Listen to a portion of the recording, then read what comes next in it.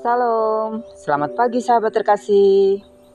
Senang sekali kita bisa berjumpa lagi di awal hari ini yang penuh dengan kasih karunia. Hari ini kita akan membahas sebuah janji yang kalau kita benar-benar pegang akan mengubah cara kita melangkah menghadapi hidup. Ulangan 31 ayat 8 berkata, "Sebab Tuhan, Dia sendiri akan berjalan di depanmu. Dia sendiri akan menyertai engkau. Dia tidak akan membiarkan engkau dan tidak akan meninggalkan engkau. Janganlah takut dan janganlah patah hati." Sahabat terkasih, kalau saat ini sedang berada di titik di mana langkah ke depan terasa berat, mungkin karena ketidakpastian, kekhawatiran, atau bahkan rasa lelah, pesan ini adalah untukmu. Sahabat terkasih, waktu itu Musa sudah berusia tua. Dia tahu bahwa dia tidak akan masuk ke tanah perjanjian. Pemimpin baru, Yosua, akan memimpin bangsa Israel melewati sungai Yordan dan menghadapi bangsa-bangsa yang besar dan kuat. Bayangkan bagaimana perasaan Yosua dan bangsa Israel. Mereka akan menghadapi tantangan yang belum pernah mereka lihat. Mereka akan berperang melawan musuh yang lebih berpengalaman. Mereka akan masuk ke wilayah yang belum mereka kenal. Di titik itulah Musa mengucapkan kata-kata ini. Sebuah janji yang bukan hanya untuk Yosua, tapi juga untuk kita hari ini. Tuhan berjalan di depanmu. Kalimat ini artinya Tuhan tidak hanya menyertai, tapi memimpin. Dia sudah ada di masa depan kita sebelum kita sampai ke sana. Mari kita bayangkan berjalan di hutan yang asing. Kalau kita sendirian, kita bisa tersesat. Tapi kalau ada pemandu berpengalaman yang berjalan di depan, dia akan memastikan jalannya aman, menyingkirkan bahaya, dan menunjukkan arah. Begitu juga Tuhan. Dia bukan cuma menunggu di ujung jalan, tapi sudah mengatur jalannya dari awal. Sahabat terkasih, kalau Tuhan sudah di depan kita, berarti hal-hal yang menakutkan kita sebenarnya sudah Dia lihat duluan, dan Dia sudah punya jalan keluarnya. Dia menyertai engkau. Penyertaan Tuhan itu personal. Dia tidak hanya memberi kita peta, lalu berkata, "Selamat jalan."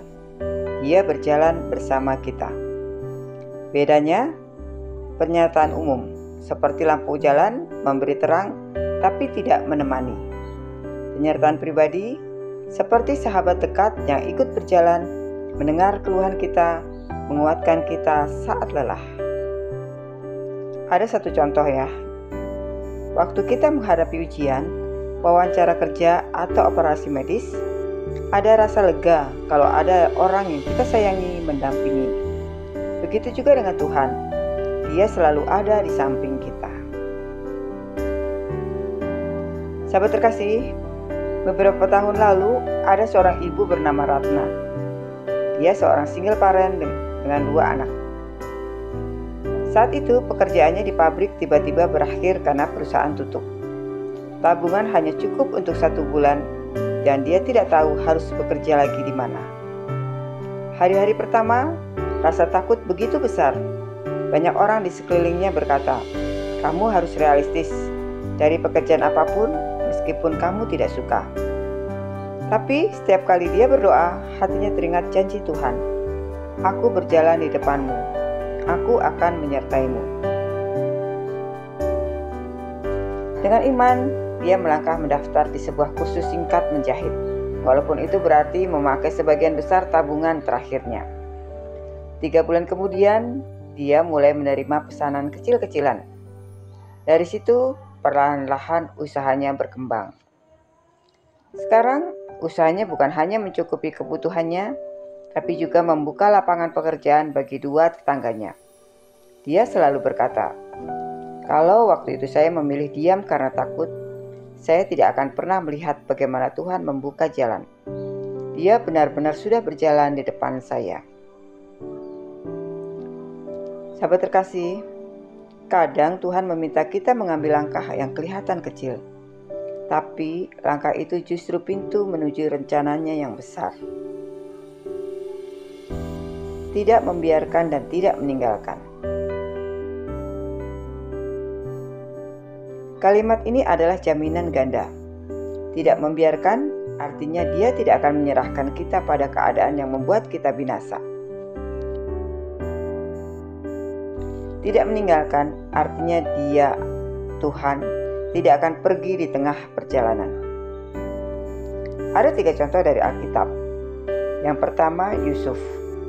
Ditinggalkan saudara, dijual, dipenjara. Tapi Tuhan tidak pernah meninggalkannya.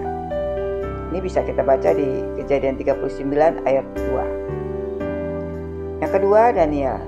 Dimasukkan ke gua singa, tapi Tuhan tetap bersamanya. Daniel 6 ayat 22. Yang ketiga, Paulus. Di penjara pun Paulus tetap menghadapi hadirat Tuhan. 2 Timotius 4 ayat 17. Sahabat terkasih, bagaimana caranya melangkah dengan keyakinan? Yang pertama, mulai hari dengan doa. Serahkan langkahmu sebelum melangkah. Yang kedua, percaya pada pimpinannya, walau jalannya tidak selalu jelas. Yang ketiga, ingat kesetiaan Tuhan di masa lalu. Ini akan memperkuat keyakinan hari ini. Yang keempat, jangan melangkah sendirian. Tetaplah terhubung dengan komunitas iman. Sahabat terkasih, mari luangkan waktu sejenak. Bayangkan hal yang membuatmu takut saat ini. Sekarang, ingatlah bahwa Tuhan sedang berjalan di depanmu.